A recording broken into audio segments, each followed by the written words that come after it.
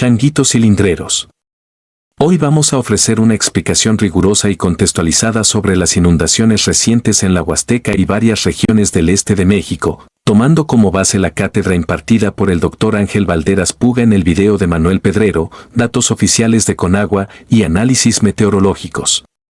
Aquí pondremos el foco en 4 aspectos clave: la magnitud histórica de las lluvias, si hubo alertas y previsión de tormentas, la verdad detrás de los supuestos desaparecidos y el papel polémico del Fonden en gobiernos anteriores. Para entender la gravedad del fenómeno, es fundamental hablar en números. La Huasteca, región geográfica que comprende partes de San Luis Potosí, Hidalgo, Veracruz, Sierra Gorda de Querétaro y Sierra Norte de Puebla, fue epicentro de lluvias sin precedentes entre el 7 y el 9 de octubre de 2025. El Dr. Valderas explica la importancia de medir objetivamente los milímetros de precipitación. 1 milímetro de lluvia equivale a 1 litro de agua sobre cada metro cuadrado. Aquí radica la dimensión del desastre. En áreas como Cuautitlán, Veracruz, se reportaron *540 mm de agua en tan solo 3 días, y en municipios de Puebla y la cuenca de Tecolutla, cifras superiores a 450 milímetros en ese mismo lapso. Por comparación, en regiones del norte del país, ese volumen de agua puede ser el total registrado en todo un año. Protección Civil categoriza las lluvias de la siguiente manera. Asterisco fuertes asterisco 25 a 50 mm. Asterisco muy fuertes asterisco 50 a 75 mm. Asterisco intensas asterisco 75 a 150 mm. Asterisco torrenciales asterisco 150 a 250 mm. Asterisco extraordinarias asterisco más de 250 milímetros en un solo día. Gran parte de la Huasteca experimentó lluvias extraordinarias acumuladas, superando ampliamente incluso eventos extremos recientes en Texas, donde con 523 milímetros en 4 días ya se consideró tragedia nacional, y aquí se superó en menos tiempo.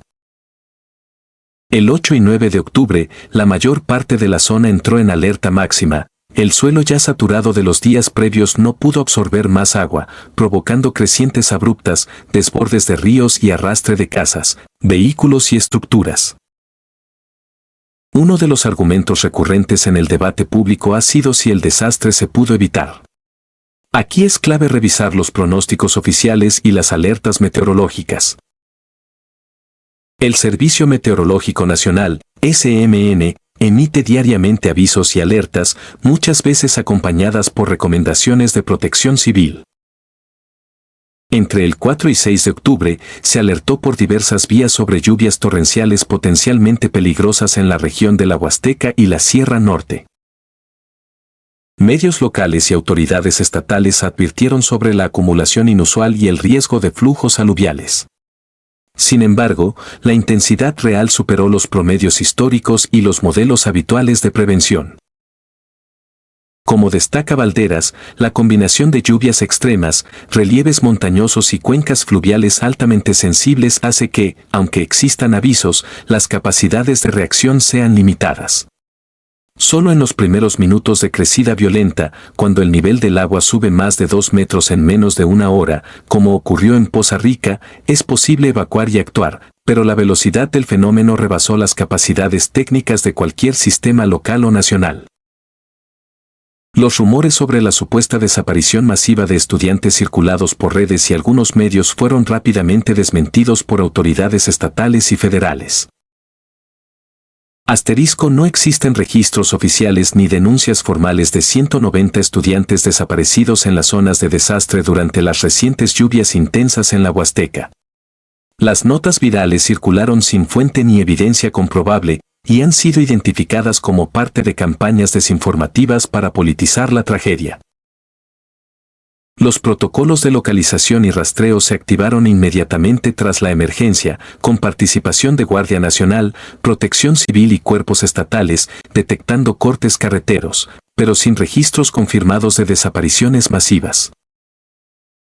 Si bien lamentablemente hubo personas fallecidas y daños materiales significativos, la narrativa de cientos de desaparecidos fue alimentada sin sustento por sectores de oposición que, como señala Valderas, han buscado explotar la tragedia con fines partidistas en redes sociales. La desaparición del Fondo de Desastres Naturales, Fonden, ha sido tema de fuerte polarización política. Es importante contextualizar y explicar cómo operaba el fondo y por qué está en el centro del debate. El Fonden, creado en los 90, funcionó como mecanismo financiero para enfrentar emergencias, pero en numerosos informes fue señalado por desvío y malversación de recursos públicos. Auditorías de la ASF, Auditoría Superior de la Federación, documentan múltiples irregularidades, inflado de precios, simulación de adquisiciones y contratos otorgados a empresas fantasma, con pérdidas por miles de millones de pesos. En sexenios anteriores, el Fonden se utilizó como caja chica para operadores políticos y empresas contratistas, activando recursos incluso en eventos de baja magnitud. Valderas expone ejemplos públicos en reconstrucción tras huracanes y terremotos donde el dinero nunca llegó a los damnificados o fue capitalizado electoralmente.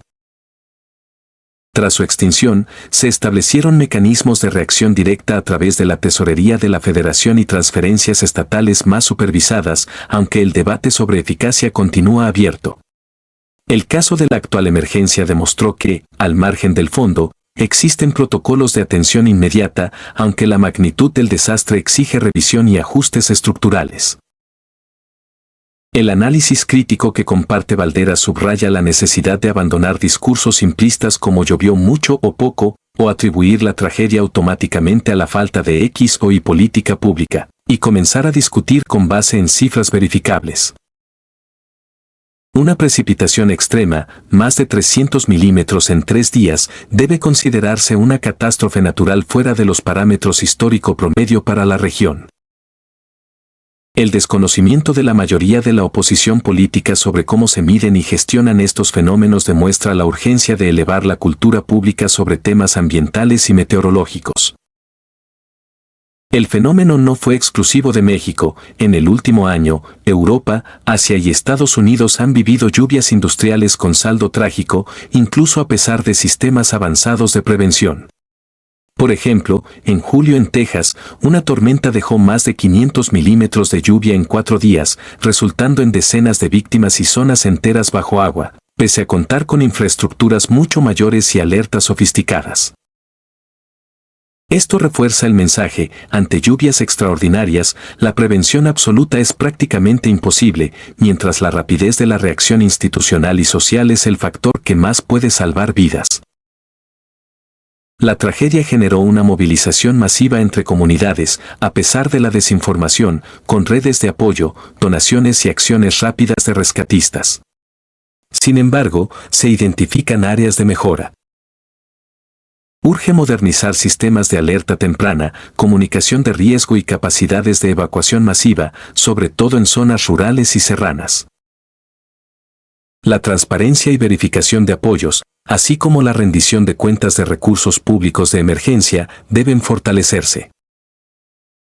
Los medios y figuras públicas tienen el deber de no difundir información no verificada, especialmente en escenarios tan sensibles para las familias damnificadas.